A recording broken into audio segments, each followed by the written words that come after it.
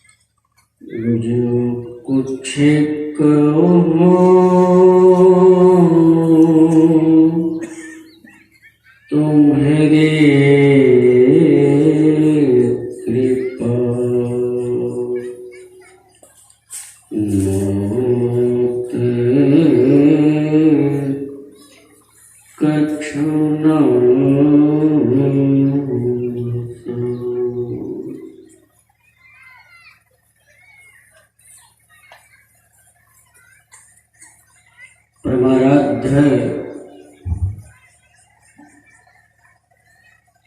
ब्रह्मलीन सद्गुरु महाराज के युगल चरणों में कोटि कोटि बार नमन। पूज्यपाद महर्षि योगानंद जी महाराज के युगल चरणों में कोटि कोटि बार नमन। मंच पर पधारे हुए बाबागण, साधु समाज, यत्र तत्र से आए हुए सत्संग प्रेमी सज्जनों, भक्तिमती माताओं, धर्मशीला बहनों,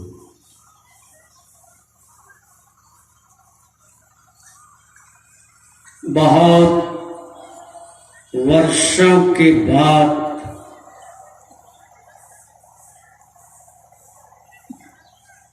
इस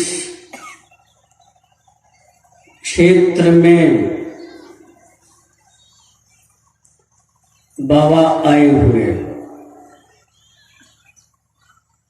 एक बार कई साल पहले आए थे।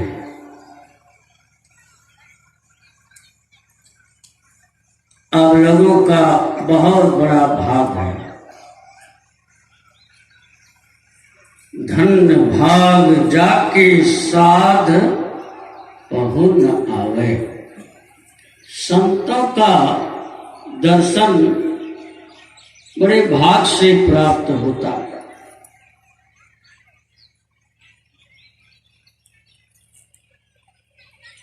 एक राजा के पास एक हीरा था, हीरा। वो पहचान करवाने के लिए बहुत रुपये पैसे खर्च करना चाहते, इनकी पहचान हो जाए इस सही में यह हीरा है या नहीं।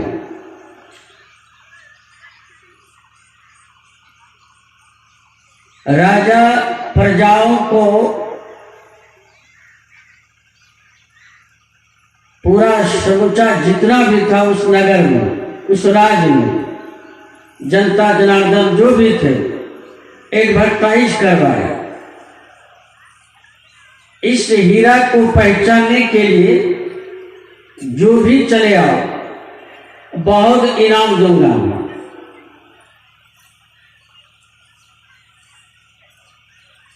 जितने भी जनता लोग थे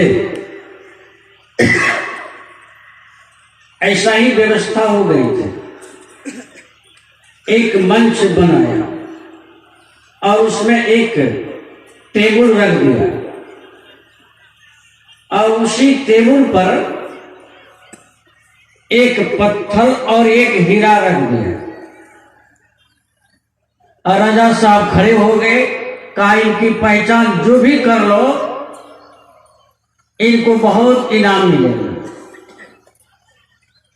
तो जिस समय में नगर के जितने भी जनता लोग थे जा रहे थे, तो बोलचाल की भाषा में बोलते हुए जा रहे थे कि चलो आज इनाम हम लोग लेके छोड़ेंगे। उसी रास्ते में एक अंधा बैठा हुआ था। वो अंधा आवाज को सुनता है, तो अंधा ने कहा, भाई तुम लोग कहां जा रहे हो? कहा कि हम लोग राज दरबार जा रहे हो। तो क्यों जा रहे हो? कहा राजा साहब इनाम देगा। तो किस लिए देगा? तो हीरा की पहचान करना है। जो कोई पहचान कर लेगा उनको बहुत इनाम मिलेगा। कहा कि भाई साहब हमको भी ले चल, मैं यहां बैठ के क्या करूं? कहा देखो तुम्हें आंख है? अरे जिनको आंख है वही ना पहचान करेगा, तुम्हें तो आंख नहीं है। कहा कि मैं पीछे में बैठ के रहूंगा, पहचान तो तुम लोग करना, मैं कम से कम बैठ तो सकता हूं। कहा चलो भाई चलो। और वह अंधे को पीछे में बैठाया और जितने भी जनता लोग आए थे वह एक एक करके आते थे और वह दोनों पत्थर को उठा करके दोनों हाथों में लेते। जो भी दोनों हाथों में उठा करके ऐसे पकड़ते थे तो पहचान की कोई बात नहीं। एक एक करके आते थे, चले जाते थे, पंडाल खाली पड़ गए। राजा साहब सोचते हैं भाई इसमें कोई ज्ञानी नजर नहीं आ रहा है, कोई हीरा की पहचान नहीं कर पा रहे हैं। मैं इस राज का राजा हूं, मेरे प्रजा लोग एक भी पहचान नहीं पा रहा है। तो पीछे की तरफ शोर बज रहा था कि आज बेकार हो गया जी, आज इनाम नहीं ले पा रहे हैं हम लोग। तो वो अंधा जो बैठा हुआ था उन्होंने कहा तुम लोग बहुत हल्ला करते हो, क्या हो गया? कहा देखो भाई समस्या हो गई है, इतने लोग बैठे हुए हैं, जनता लोग, कोई पहचान नहीं कर पा रहे। कहा एक बात करो भाई हमको भी तो ले चल। कहा कि तुम जाके क्या करोगे वहां? तुम्हें आंख है? अरे आंख वाले तो सब हार खा गया, तुम जाके क्या करोगे वहां? कहा मैं जाके कुछ नहीं करूंगा। अरे तुम लोग देख करके नहीं पहचान सका, मैं तो छू भी तो सकता हूं, हाथ से पकड़ भी तो सकता हूं, पहचान हो अथवा नहीं हो, चलो मैं एक ही बचा हुआ हूं तो मैं क्यों बैठा रहूं। तो कहा चलो तुम भी देख लो। तो उनको हाथ पकड़ के लाया, हाथ पकड़ के जब लाया तो वही टेबल के पास उनको सामने किया और दोनों पत्थर को हाथ में उनको दे दिया और दोनों पत्थर जो है दोनों हाथों में कस के पकड़ लिया। 10 मिनट के बाद वो अंधा ने कहा, राजा साहब एक दाहिना हाथ में आपका हीरा है, हीरा,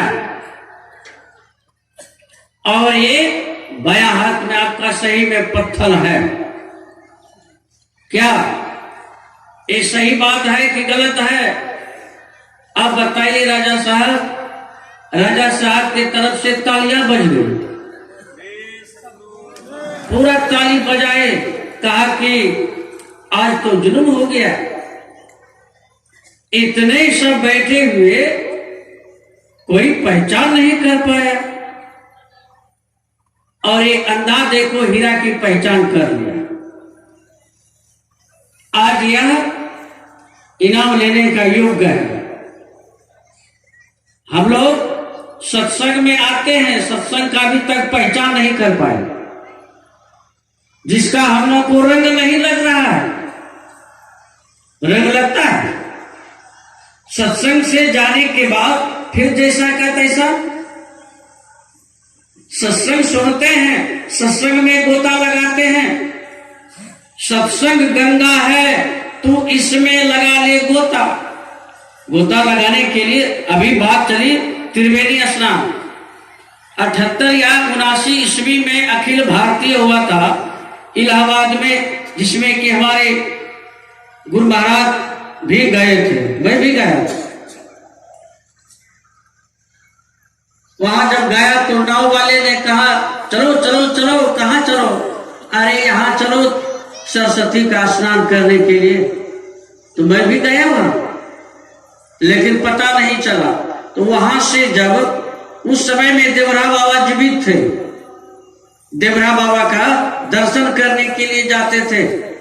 आश्रमवासी जितने भी थे कुप्पा घाट के सब जाते थे। वहां जब गए आश्रमवासी तो पूछता था आप लोग कहां से आए हैं, आप लोग कहां से आए हैं, तो आप लोग कहां से आए हैं, तो कहना पड़ता था, एड्रेस बताना पड़ता था। कुप्पा घाट के जितने भी साधु थे उनसे भी पूछा कि आप लोग कहां रहते हैं, कहां से आए हैं, तो कहा भागलपुर कुप्पा घाट आश्रम है, महर्षि में ही का आश्रम है, उसी में हम लोग आश्रम में रहते हैं और बाबा भी आए हुए, काम मुझे मालूम है। तो पूछ दिया, देवरा बाबा ने पूछ दिया क्या कि आप लोग कहाँ रहते हैं, तो कहा कुप्पा घाट भागलपुर। तो महर्षि में ही कहाँ रहते हैं, कहा कि वो भी कुप्पे घाट में रहते हैं। कहा कुप्पा घाट में रहते हैं, कहा सही बोलिए। अब ये लोग तो चका गया, कहा जो कुप्पे घाट में रहते हैं, कहा फिर कहते हैं कुप्पा घाट में रहते हैं। अब चुपचाप हो गए, कुछ जवाब दे नहीं पा रहा था। अंतिम में देवरा बाबा ने कहा कि महर्षि में ही सुषमना में रहते हैं, कहीं नहीं रहते हैं, सुषमना में रहते हैं। तो बात समझ में आ गई, ये भी कम नहीं है। त्रिवेणी संगमो, यह त्रिवेणी स्नान है, इसमें जो भी स्नान कर ले अच्छा बेजाय जो भी है, इस गंगा रूपी स्नान, यह त्रिवेणी स्नान, एक सत्संग रूपी गंगा में जो स्नान कर लेता है, मन की धुलाई होती है, शरीर की नहीं। शरीर की धुलाई के लिए तो साबुन है, धोबिया फिर मर जाएगा। चादर लीजिए धोए, चादर लीजिए धोए बोल है बहुत पुरानी, ये बहुत पुरानी मल्ली है, ये मन में गंदगियां उपजते रहते हैं। कहा कि इसको साफ करो, साफ करो, सत्संग रूपी गंगा में साफ कर लो। तो कहा साबुन बताइए ना, कौन ऐसा साबुन देंगे? कहा सत्संग शोध ज्ञान का साबुन दीजिए, छूटे कलिमल दाग। कहा जब तक सत्संग नहीं सुनेंगे तो फिर यह दाग छूटने वाला नहीं है। बोलिए श्री सद्गुरु महाराज की जय।